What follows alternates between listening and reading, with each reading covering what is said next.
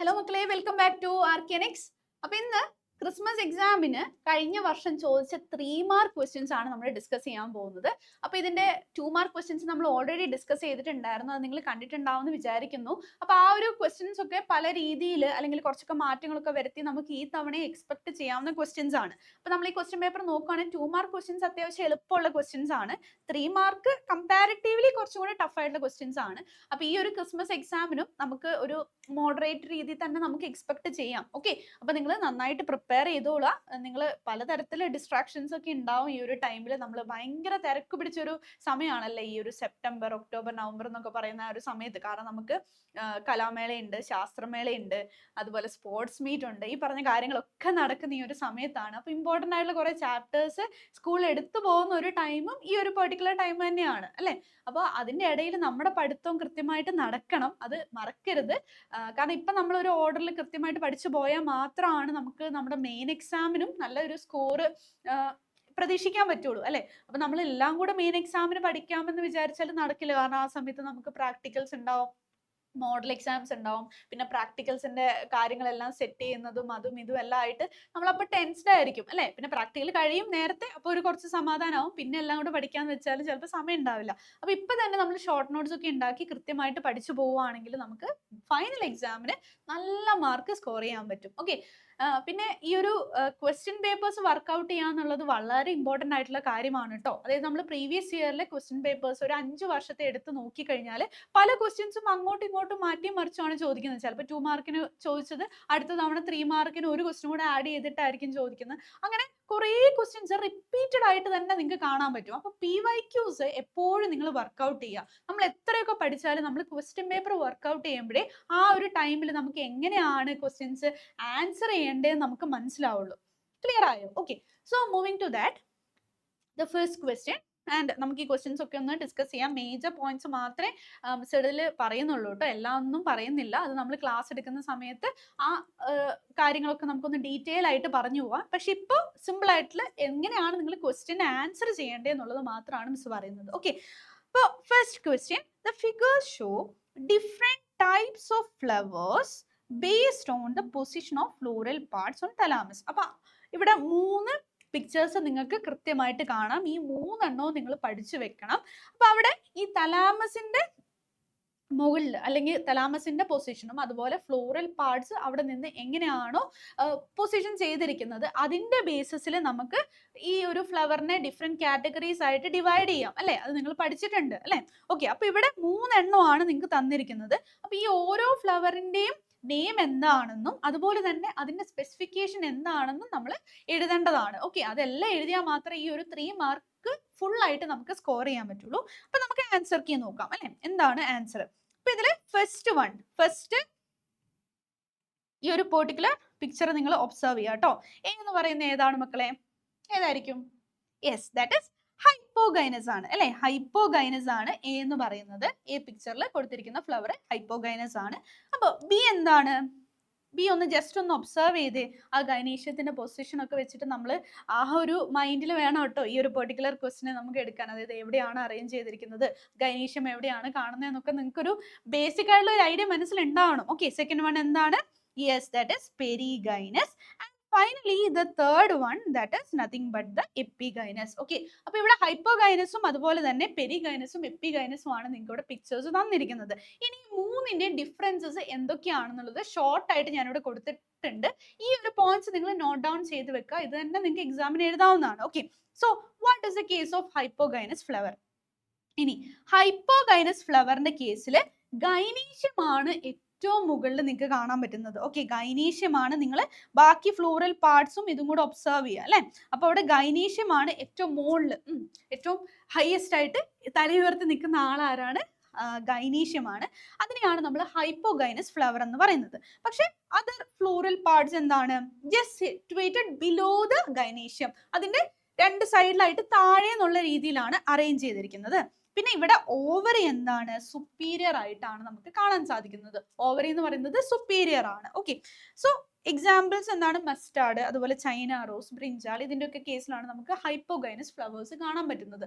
നിങ്ങൾ ആ ഒരു എക്സാമ്പിൾ 1 2 പറ്റുവാണെങ്കിൽ ഒന്ന് ഓർത്തിരിക്കുക. അങ്ങനെയാണെങ്കിൽ ഏറ്റവും നല്ലത്. ഓക്കെ, അപ്പൊ നമ്മൾ ഈ എക്സാമിൽ ഇങ്ങനെ ക്വസ്റ്റ്യൻസ് എഴുതുന്ന ഓരോ ക്വസ്റ്റിന്റെ ആൻസേഴ്സ് നമ്മളിങ്ങനെ എഴുതുന്ന സമയത്ത് ഏറ്റവും വൃത്തിയിൽ നമ്മൾ എഴുതി പോവുകയാണെങ്കിൽ, ഞാൻ ഹാൻഡ് റൈറ്റിംഗ് മാത്രമല്ല ഉദ്ദേശിച്ചത്, അതായത് ഇപ്പൊ ഹൈപ്പോഗൈനസ് ചോദിച്ചു, അതിനൊരു ഡെഫിനിഷൻ കൊടുത്തു, അതിനൊരു എക്സാമ്പിൾ കൊടുത്തു, അതുപോലെ നമ്മൾ വൃത്തിയിൽ എഴുതുവാണെങ്കിൽ ചെറിയ ചെറിയ പ്രശ്നങ്ങൾ വന്നാലും എന്താണ് ഇവാലുവേറ്റ് ചെയ്യുന്ന സമയത്ത് നമ്മൾ അത്രയും കൂടി കൺസിഡർ ചെയ്തില്ല അല്ലെ, അത് കറക്റ്റ് ആയിട്ട് അങ്ങനെ അറേഞ്ച് ചെയ്ത് എഴുതുമ്പോൾ തന്നെ നമുക്ക് മാർക്ക് കൂടുതൽ സ്കോർ ചെയ്യും. അതേ സമയത്ത് ഇങ്ങനെ നമ്മൾ വാരി വലിച്ച് എന്തൊക്കെയോ പോയിന്റ്സ് അവിടെ ഇവിടെയൊക്കെ കൊണ്ട് എഴുതുമ്പോൾ പിന്നെ എന്താണ് ഇൻവിജിലേറ്ററിന് അല്ലെങ്കിൽ ആ ഇവാലുവേറ്റ് ചെയ്യുന്ന ആൾക്ക് അത് ഭയങ്കര കൺഫ്യൂസിങ് ആയിരിക്കും അല്ലെ. അപ്പൊ അതിലും നല്ലത് എന്താണ്, നമ്മളെല്ലാം ഓരോരോ പോയിന്റ് ആയിട്ട് എപ്പോഴും എഴുതാൻ ശ്രദ്ധിക്കുക കേട്ടോ. അപ്പൊ ഈ എക്സാമ്പിൾസ് ഒക്കെ എഴുതുന്നത് എപ്പോഴും പ്ലസ് പോയിന്റ് ആണ്, നിങ്ങൾക്ക് A+ലേക്ക് എത്താൻ വളരെ എളുപ്പം പറ്റുന്നതാണ് ഈ എക്സാമ്പിൾസ് ഒക്കെ എക്സ്ട്രാ ആയിട്ട് ആഡ് ചെയ്ത് കൊടുക്കുക എന്നുള്ളത്. ഓക്കെ, ഇനി അടുത്തത് പെരിഗൈനസ് ഫ്ലവർ ആണ്. പെരിഗൈനസ് ഫ്ലവറിന്റെ കേസിൽ എന്താണ്, നിങ്ങളൊന്ന് നോക്കിക്കേ, ഈ രണ്ട് ഫ്ലവർ ഒന്ന് ഒബ്സർവ് ചെയ്യുക. ഓക്കെ, അപ്പൊ പെരിഗൈനസിന്റെ കേസിൽ എന്താണ്, അവിടെ നമ്മുടെ ഗൈനീഷ്യം എവിടെയാണ്, situated at the centre. Okay, and other parts of the flower are located on the rim of the thalamus. Okay, almost same ലെവലിൽ തന്നെ നിങ്ങൾക്ക് കാണാൻ പറ്റും അല്ലെ. ഇവിടുത്തെ കേസിൽ കുറച്ച് പൊന്തിയാണ് നിൽക്കുന്നത്, ഇത് തലാമസ് ആണ് അല്ലെ. തലാമസും നിങ്ങൾ ഇതിങ്ങനെ ഒബ്സർവ് ചെയ്യുക കേട്ടോ. അപ്പോൾ ഇവിടെ എന്താണ്, ഓൾമോസ്റ്റ് ആ റിമ്മിലേക്കാണ് നമ്മുടെ ഈ ഒരു ഗൈനീഷ്യൻ കാണാൻ സാധിക്കുന്നത്. ബാക്കിയെല്ലാം ഓൾമോസ്റ്റ് സെയിം ലെവലിൽ തന്നെ നമുക്ക് പറ്റും, പക്ഷെ ഗൈനീഷ്യൻ എന്താണ് ഓൾമോസ്റ്റ് സെന്ററിലേക്കാണ് കാണുന്നത്. Okay, so that is the thing. And other parts of the flower are located on the rim of the thalamus almost at the same level. പിന്നെ ഓവറിന്റെ കേസിൽ എന്താണ്, ഹാഫ് ഇൻഫീരിയർ ആണ്. ഇനി നമ്മുടെ ഹൈപ്പോഗൈനസിൽ എന്താണ്, സുപ്പീരിയർ ഓവറി ആയിരുന്നു, പക്ഷെ അതേ സമയത്ത് പെരിഗൈനസിൽ എന്താണ്, ഹാഫ് ഇൻഫീരിയർ ആയിട്ടുള്ള ഓവറി ആണ് നമുക്ക് കാണാൻ പറ്റുക. അതിന്റെ എക്സാമ്പിൾ എന്ന് പറയുന്നത് പ്ലം, റോസ്, പീച്ച്, അതിൽ ഏതെങ്കിലും ഒരു എക്സാമ്പിൾ നിങ്ങൾ എഴുതുക കേട്ടോ. ഓക്കെ, ഇനി ലാസ്റ്റ് വൺ എപ്പിഗൈനസ് ഫ്ലവർ ആണ് ഇവിടെ ചോദിച്ചിരിക്കുന്നത്. അപ്പൊ ഇവിടെ എപ്പിഗൈനസ് രണ്ടിൽ നിന്നും വളരെ ഡിഫറെന്റ് ആയിട്ടാണ് എപ്പിഗൈനസിന്റെ അറേഞ്ച്മെന്റ് എന്ന് പറയുന്നത്. എന്താണ് അതിന്റെ അറേഞ്ച്മെന്റ്, നിങ്ങൾ ഈ ഒരു സിമ്പിൾ പോയിന്റ്സ് തന്നെ പഠിച്ചാൽ മതി കേട്ടോ. The margin of thalamus grows upward, enclosing the ovary completely. ഓവറിനെ ഇവിടെ കംപ്ലീറ്റ് ആയിട്ട് എൻക്ലോസ് ചെയ്തിട്ട് നമ്മുടെ തലാമസ് അങ്ങോട്ട് ഗ്രോ ചെയ്ത് നിൽക്കുകയാണ്. ഓക്കെ, കംപ്ലീറ്റ് ആയിട്ട് കവർ ചെയ്തിട്ടാണ് കാണുന്നത്. ഓക്കെ, മനസ്സിലായെന്ന് വിചാരിക്കുന്നു. And getting fused with it, അതായത് ഓൾമോസ്റ്റ് ഇത് രണ്ടും കൂടെ തലാമസ് ഇതും കൂടെ എന്താണ് ഫ്യൂസ് ചെയ്തിട്ടാണ് കാണുന്നത്. പക്ഷെ ഇവിടെ രണ്ടിടത്തും നിങ്ങൾ നോക്കിയേ, ഫ്യൂസ് ചെയ്തിട്ടാണോ, അല്ല അല്ലെ. ഇവിടുത്തെ മൂന്നാമത്തെ കേസിൽ എപ്പിഗൈനസ് വരുമ്പോഴത്തേക്ക് അത് കംപ്ലീറ്റ് ആയിട്ട് ഇങ്ങനെ ഫ്യൂസ് ചെയ്ത് നിങ്ങൾക്ക് കറക്റ്റ് അത് പിക്ചർ ഒബ്സർവ് ചെയ്യുമ്പോൾ തന്നെ മനസ്സിലാവും അല്ലെ. Okay, and getting fused with it. The other parts of the flower arise above the ovary. ഓവറിക്ക് മുകളിലാണ് ബാക്കിയുള്ള ഫ്ലോറൽ പാർട്സ് നമുക്ക് കാണാൻ പറ്റുന്നത്. അപ്പൊ എന്താണ്, ഓവറി എന്ന് പറയുന്നത് ഇൻഫീരിയർ ആയിരിക്കും. ഓക്കെ, ഫസ്റ്റ് കേസിൽ ഓവറി സുപ്പീരിയർ ആണ്, പിന്നെ ഹാഫ് ഇൻഫീരിയർ ആണ്, പിന്നെ കംപ്ലീറ്റ്ലി ഇൻഫീരിയർ ആണ്. ഓക്കെ, ആ ഒരു 3 കേസസും ആ ഒരു പിക്ചറിൽ നിന്ന് തന്നെ നിങ്ങൾക്ക് മനസ്സിലാക്കാൻ പറ്റും. And some of the examples എന്താണ്, ഗുവൈൻ്റെ അതുപോലെ കുക്കുംബറിന്റെ ഈ ഒരു എക്സാമ്പിൾസ് ഒക്കെ നിങ്ങൾക്ക് വേണമെങ്കിൽ ഓർത്ത് എഴുതാൻ പറ്റുന്നതാണ്. Okay, so these are the 3 types and how is that arrangement, ആ കാര്യങ്ങൾ മനസ്സിലായെന്ന് വിചാരിക്കുന്നു. ഇത് നിങ്ങൾക്ക് പലതവണ പ്രീവിയസ് ഇയറിൽ ക്വസ്റ്റ്യൻ ചോദിച്ചിട്ടുണ്ട്. ഇതിൽ ഏതെങ്കിലും ഒരു ടൈപ്പ് മാത്രമായിരിക്കും നിങ്ങൾക്ക് ചിലപ്പം ചോദിക്കുക, അല്ലെങ്കിൽ പിക്ചർ തന്നിട്ട് ഐഡന്റിഫൈ ചെയ്യാൻ പറയും, ചിലപ്പോൾ പിക്ചർ തരില്ല, ഡയറക്റ്റ് ആയിട്ട് ചോദിക്കാൻ ചാൻസ് ഉണ്ട്. അങ്ങനെ ഏതെങ്കിലും ഒരു തരത്തിൽ ഇതിൽ ഏതെങ്കിലും ഒരു ക്വസ്റ്റ്യൻ നിങ്ങൾക്ക് എക്സ്പെക്ട് ചെയ്യാവുന്നതാണ്. അപ്പൊ ഈ ഒരു ക്രിസ്മസ് എക്സാമിനും ഇത് പഠിച്ചു പോയിക്കോളൂ കേട്ടോ. Okay, fine. Coming to the next question. ഇനി നമ്മുടെ സെൽ ഓർഗനൽസിന്റെ ഒരു ക്വസ്റ്റ്യൻ ആണ്. Peculiarities of cell organelles are given below. Write peculiarities in appropriate column. Okay, അപ്പൊ താഴെ കോളം നോക്കാം. ഇവിടെ കോളത്തിൽ നമുക്ക് 3 സെൽ ഓർഗനൽസ് ആണ് ഉള്ളത്. ലൈസോസോം ഉണ്ട്, ഗോൾജി അപ്പാരറ്റസ് ഉണ്ട്, അതുപോലെ തന്നെ റൈബോസോം ഉണ്ട്. ഈ 3 സെൽ ഓർഗനൽസ് ഇവിടെ കൊടുത്തിട്ടുണ്ട്. അപ്പൊ ഈ 3 സെൽ ഓർഗനൽസിന്റെ ആ ഒരു ഫീച്ചേഴ്സ് അല്ലെ ക്യാരക്ടറിസ്റ്റിക്സ് ആണ് ഇവിടെ A to F ആയിട്ട് ഇവിടെ കൊടുത്തിരിക്കുന്നത്. Okay, packaging of material secreted inside the cell, membrane absent, rich in hydrolytic enzyme, made up of many flat disc-shaped sacs or cisternae, involved in protein synthesis, involved in digestion of cellular materials. ഇങ്ങനെ ഒരു കുറച്ച് characters അവിടെ കൊടുത്തിട്ടുണ്ട്. ഇത് നമ്മൾ correct ആയിട്ട് ഏത് cell ഓർഗനലിന്റെ character ആണ് ഐഡന്റിഫൈ ചെയ്ത് അത് കോളമായിട്ട് എഴുതണം. ഓക്കെ, അതാണ് ക്വസ്റ്റ്യൻ ചോദിച്ചിരിക്കുന്നത്.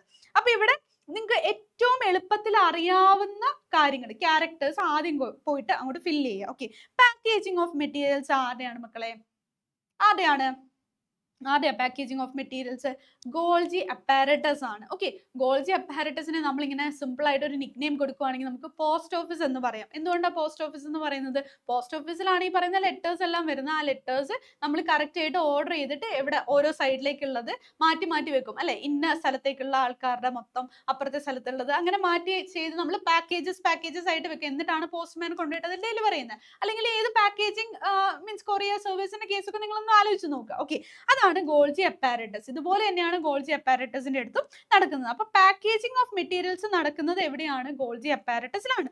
ഇനി മെംബ്രെയിൻ ആബ്സെന്റ്, ഞാൻ ആ ഒരു കംപ്ലീറ്റ് ടേബിൾ നിങ്ങൾക്ക് കാണിച്ചു തരാം, അതായിരിക്കും നിങ്ങൾക്ക് കുറച്ചും കൂടെ എളുപ്പം. ഓക്കെ, റൈബോസോമിന്റെ കേസിലാണ് ഈ ഒരു പെർട്ടിക്കുലർ മെംബ്രെയിൻ നമുക്ക് കാണാൻ പറ്റാത്തത്. അപ്പൊ എന്താണ്? റൈബോസോംസിൽ മെംബ്രെയിൻ കാണാൻ പറ്റുന്നില്ല. ഓക്കെ, ഇനി അടുത്തത് ലൈസോസോംസിന്റെ ഓരോ നോക്കുക, അല്ലെങ്കിൽ third one rich in hydrolytic enzyme. ഏതിലാണ് ഹൈഡ്രോലിറ്റിക് എൻസൈംസ് നമുക്ക് കാണാൻ പറ്റുന്നത്?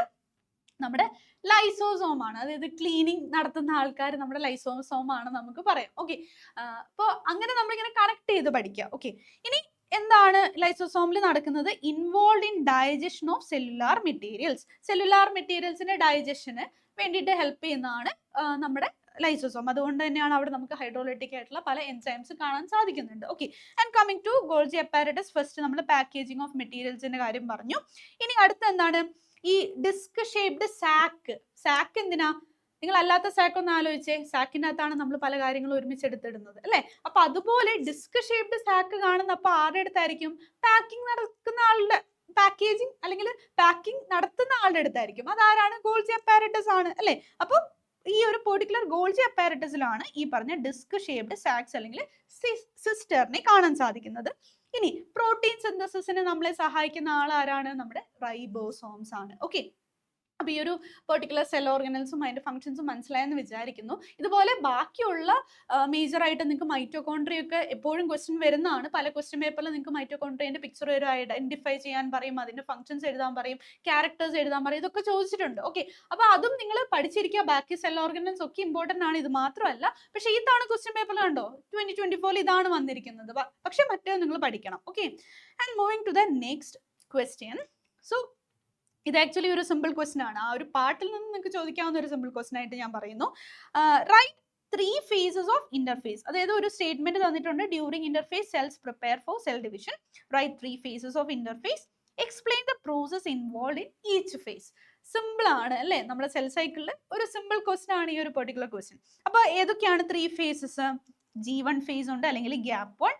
S phase ഉണ്ട്, അല്ലെങ്കിൽ synthesis face. And G2 phase അല്ലെങ്കിൽ ഗ്യാപ്പ് 2 phase. ഇങ്ങനെ 3 phases ആണുള്ളത്.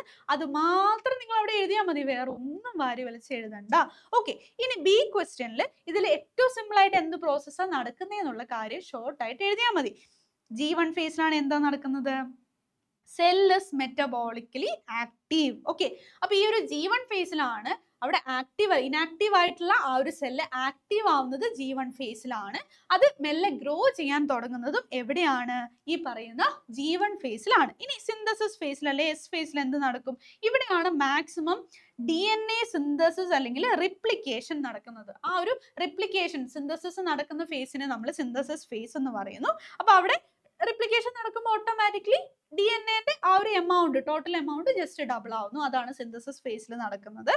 ആൻഡ് ഇനി G2 phase എന്താണ് നടക്കുന്നത്? പ്രോട്ടീൻസ് സിന്തസൈസ് ചെയ്യാണ്. സിന്തസിസ് വീണ്ടും കണ്ടിന്യൂ ചെയ്യാണ്. പ്രോട്ടീൻസ് ഇവിടെ സിന്തസൈസ് ചെയ്യപ്പെടുന്നു. അതുപോലെ തന്നെ സെല്ല് വീണ്ടും ഗ്രോ ചെയ്തുകൊണ്ടിരിക്കുന്നു. അതാണ് നമ്മുടെ G2 phase നടക്കുന്നത്. ഓക്കെ, അപ്പൊ ഈ ഒരു പോയിന്റ്സ് മാത്രം നിങ്ങൾ എഴുതിയാൽ മതി. അതിലും വാരി വലിച്ച് ഇതിലെ ഓരോ പോയിന്റ്സ് തിരികെ കയറ്റണ്ട. ഓക്കെ, ഇതേപോലെ സിമ്പിൾ പോയിന്റ്സ് നോട്ട് ഡൗൺ ചെയ്ത് മാത്രം പഠിച്ചു പോവാം. ഓക്കെ, അപ്പൊ നിങ്ങൾക്ക് എക്സാമിന് കുറച്ചും കൂടെ എളുപ്പമായിരിക്കും. പിന്നെ വേണം തോന്നിക്കഴിഞ്ഞാൽ അപ്പോൾ നിങ്ങൾക്ക് മാർക്കിനനുസരിച്ച് കുറച്ച് പോയിന്റ്സ് എക്സ്ട്രാ ആഡ് ചെയ്ത് കൊടുക്കുക. അത് മാത്രം ചെയ്താൽ മതി കേട്ടോ. Okay, so moving to the next question. Observe the figure, write the characteristic features of monocot leaf. അപ്പൊ ഇവിടെ തന്നിരിക്കുന്നത് ആരെയാണ് മക്കളെ? നമ്മുടെ മോണോകോട്ട് ലീഫിനെയാണ്. അതാണ് first question. Name the large empty colourless cells present in the adaxial epidermis of grasses and write the function of these cells. Okay, അപ്പോൾ ഇതാണ് ഈ ഒരു പെർട്ടിക്കുലർ ക്വസ്റ്റ്യൻ. ഇതും 3 മാർക്ക് ക്വസ്റ്റ്യൻ ആണ്. സോ ഫസ്റ്റ് എന്താണ്? നമുക്ക് മോണോകോട്ട് ലീഫിന്റെ ക്യാരക്ടറിസ്റ്റിക്സ് എന്തൊക്കെയാ? The stomata are present on both the surface of epidermis. അപ്പോൾ മോണോകോട്ട് ലീഫിന്റെ കേസിൽ നമ്മൾ നോക്കുകയാണെങ്കിൽ രണ്ട് സർഫസ്, ലീഫിന്റെ രണ്ട് സർഫസ് എടുത്ത് നോക്കിയാലും അവിടെ ഒരേപോലെ തന്നെ നമുക്ക് സ്റ്റൊമാറ്റോന്റെ ഡിസ്ട്രിബ്യൂഷൻ കാണാൻ പറ്റും. Okay, the mesophil is not differentiated into palisade and spongy parenchyma. Okay, നമ്മൾ ഡൈക്കോട്ടിന്റെ കേസിലാണെങ്കിൽ ഈ ഒരു ഡിഫറൻസിയേഷൻ കാണാൻ പറ്റും. പക്ഷെ മോണോകോട്ടിന്റെ കേസിൽ നമുക്ക് ഇങ്ങനെ ഡിഫറൻസിയേഷൻ കാണാൻ പറ്റത്തില്ല. അത് രണ്ടുമാണ് ഇവിടുത്തെ കീ പോയിന്റ്സ്. ആ രണ്ട് കീ പോയിന്റ്സ് നിങ്ങൾ ഓർത്തിരുന്നാൽ മതി. ഓക്കെ, മിസ് ഇങ്ങനെ വെറുതെ അല്ലാത്ത പോയിന്റ്സ് ഒന്നും ഇവിടെ പറയുന്നില്ല കേട്ടോ. നിങ്ങൾക്ക് ആവശ്യമുള്ളത് മാത്രമാണ് പറഞ്ഞു പോകുന്നത്. ക്ലാസ് എടുക്കുമ്പോൾ നമ്മൾ ഡീറ്റെയിൽ ആയിട്ട് ബാക്കിയുള്ള പോയിന്റ്സും പറയുന്നതായിരിക്കും. ഓക്കെ, ഇനി രണ്ടാമത് ആ ഒരു പെർട്ടിക്കുലർ കളർലെസ് ആയിട്ടുള്ള എംപ്റ്റി സെൽസ് എന്ന് പറയുന്നത് എന്താണ്? ആ ലാർജ് എംപ്റ്റി സെൽസ് എന്താണ് മക്കളെ? ഗ്രാസസിൽ കാണുന്നത് എന്താണ്? Yes, that is bulliform cells. Bulliform cells ആണ് നമുക്ക് ആ ഒരു ലാർജ് എംപ്റ്റി സെൽസ് ആയിട്ട് ഗ്രാസസിൽ കാണാൻ പറ്റുന്നത്. അപ്പൊ എന്താണ് ഈ ഒരു പെർട്ടിക്കുലർ ബുള്ളിഫോം സെൽസിന്റെ ഫംഗ്ഷൻ? അതായത് ഈ ഒരു ബുള്ളിഫോം സെൽസ് വാട്ടർ അബ്സോർവ് ചെയ്ത് അത് ടേർജിഡ് ആയിട്ട് ഇരിക്കുവാണെങ്കിൽ എന്ത് സംഭവിക്കും? ലീഫ് സർഫസ് മൊത്തമായിട്ട് എക്സ്പോസ്ഡ് ആയിട്ട് ഉണ്ടാവും. ഓക്കെ, അപ്പം നല്ലതുപോലെ വെള്ളമുണ്ട്, അവർക്ക് ഒത്തിരി വെള്ളം വലിച്ചെടുക്കാൻ പറ്റുന്ന ഒരു സാഹചര്യമാണെങ്കിൽ എന്താണ്, ഓട്ടോമാറ്റിക്കലി ബുള്ളിഫോം സെൽസ് അത് വാട്ടർ അബ്സോർവ് ചെയ്ത് ടേർജിഡ് ആയിട്ടായിരിക്കും ഉണ്ടാവുക. അപ്പോൾ അവിടെ മാക്സിമം എക്സ്പോഷർ കിട്ടും. പക്ഷെ അതേ സമയത്ത് ഇനിയിപ്പോൾ വെള്ളത്തിന്റെ അഭാവത്തിന്റെ സമയത്തൊക്കെ എന്താണ്, അവർ ഫ്ലാസിഡ് ആയിട്ട് മാറും. അതല്ലേ, ടേർജിഡ് എന്ന് പറഞ്ഞാൽ ഫുള്ളി ഫിൽഡ്, ഫ്ലാസിഡ് എന്ന് പറഞ്ഞാൽ ജസ്റ്റ് ഓപ്പോസിറ്റ് അല്ലേ. അങ്ങനെയുള്ള സമയത്ത് അതായത് വാട്ടർ സ്ട്രെസ് എന്ന് പറയുന്നത് എന്താണ്, കറക്റ്റ് ആയിട്ട് വെള്ളം കിട്ടുന്നില്ല, എന്തെങ്കിലുമൊക്കെ റീസൺസ് കാരണം മഴയൊന്നും കൃത്യമായിട്ട് പെയ്യുന്നില്ല, അല്ലെങ്കിൽ വാട്ടർ വലിച്ചെടുക്കാനുള്ള സാഹചര്യങ്ങൾ ഇല്ല എന്നുണ്ടെങ്കിൽ ആ സമയത്ത് ഇവര് ഫ്ലാസിഡ് ആവുകയും ചെയ്യും. അപ്പോൾ ലീവ്സ് കേൾ ചെയ്യും, ജസ്റ്റ് ഇങ്ങനെ കേൾ ചെയ്ത് ട്വിസ്റ്റ് ചെയ്ത് ഉള്ളിലേക്ക് ഇരിക്കുവാണ് ചെയ്യുന്നത്. ആ സമയത്ത് എന്താണ്, വാട്ടർ ലോസ് നമുക്ക് മിനിമൈസ് ചെയ്യും, അതായത് ട്രാൻസ്പിറേഷൻ നടക്കത്തില്ല. Okay, so that is the major function of bulliform cells. അതായത് വാട്ടർ ഉള്ള സമയത്ത് അവർ മാക്സിമം എക്സ്പോഷർ കൊടുക്കും. അപ്പൊ എന്താണ്, ഫോട്ടോസിന്തസിസ് നടക്കാൻ വളരെ എളുപ്പമാണ് അല്ലേ, മാക്സിമം എക്സ്പോഷർ ഉണ്ടെങ്കിൽ അല്ലെ. അതേ സമയത്ത് വാട്ടർ അതേപോലെ അവൈലബിൾ അല്ലാത്ത സാഹചര്യങ്ങൾ വരുമ്പോൾ ഈ ഒരു ഫ്ലാസിഡ് ആയിരിക്കും. അതേ ഒരു ടൈമിൽ തന്നെ ഈ ഒരു ലീവ്സ് കേൾ ചെയ്യുകയും ചെയ്യും. നിങ്ങൾ അതൊക്കെ ഒബ്സർവ് ചെയ്താൽ അറിയാം. നമ്മുടെ വീട്ടിൽ തന്നെ പല ചെടികളിലും ഈ ഒരു മാറ്റങ്ങൾ, ഇപ്പം ഗ്രാസ് ടൈപ്പ് ഓഫ് പ്ലാന്റ്സ് ഒക്കെ നമ്മുടെ വീട്ടിലുണ്ടെങ്കിലും നമുക്കത് സുഖമായിട്ട് ഒബ്സർവ് ചെയ്യാവുന്നതേ ഉള്ളൂ. Okay, and so these are the important 3 mark questions. അതായത് നമ്മൾ 3 mark question 2024 ക്രിസ്മസ് എക്സാമിന് ചോദിച്ച 3 mark questions ആണ് ഇവിടെ ഡിസ്കസ് ചെയ്തത്. അപ്പൊ അതെല്ലാം ക്ലിയർ ആയെന്ന് വിചാരിക്കുന്നു. ഓക്കെ, അപ്പൊ ഇതുപോലെ ഇമ്പോർട്ടൻ്റ് ആയിട്ടുള്ള ക്വസ്റ്റ്യൻസ് ഒക്കെ നമുക്ക് ഇനിയും ഡിസ്കസ് ചെയ്യാം. അപ്പൊ ഇതെല്ലാം മനസ്സിലായെന്ന് വിചാരിക്കുന്നു. അപ്പൊ നിങ്ങൾ ക്രിസ്മസ് എക്സാമിന്റെ ആ ഒരു ടൈമിലേക്ക് ഇതെല്ലാം ഒന്ന് ഓടിച്ച് നോക്കിക്കഴിഞ്ഞാൽ നിങ്ങൾക്ക് കുറെ എളുപ്പമായിരിക്കും. ഇത് റിലേറ്റഡ് ആയിട്ടുള്ള ക്വസ്റ്റ്യൻസ് വരാൻ ചാൻസസ് വളരെ കൂടുതലാണ്. അപ്പൊ നിങ്ങൾക്ക് കൃത്യമായിട്ട് മനസ്സിലായിട്ടുണ്ടെങ്കിൽ നിങ്ങൾ നിങ്ങളെ ഫ്രണ്ട്സിനും കൂടി ഇതൊന്ന് ഷെയർ ചെയ്ത് കൊടുക്കുക കേട്ടോ. അവർക്കും ഇതൊന്ന് പെട്ടെന്ന് ഓടിച്ച് വായിച്ചു നോക്കാനും ആ പോയിന്റ്സ് ഒക്കെ ഒന്ന് നോട്ട് ഡൗൺ ചെയ്യാനൊക്കെ പറ്റുമല്ലോ. ഓക്കെ, അപ്പൊ എന്താണെങ്കിലും ഷെയർ ചെയ്ത് കൊടുക്കുക.